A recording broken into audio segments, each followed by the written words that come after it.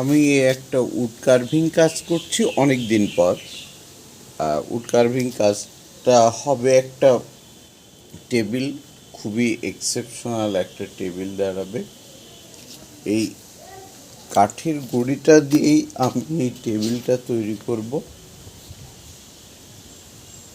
অনেক দিন পরে এই ধরনের কাজ করছি, যদিও আমার হাতে ব্যথা, তবুও আমি কাজটা করে যাচ্ছি।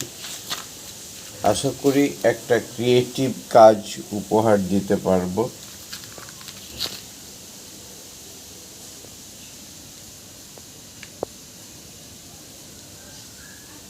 চেয়ারের উপর বসে বসে সময় সময় কাজ করি।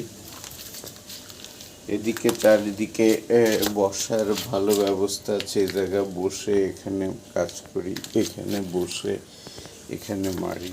কারণ ইদানিংকালে বয়সের সঙ্গে সঙ্গে মাজায় প্রচুর ব্যথা হচ্ছে।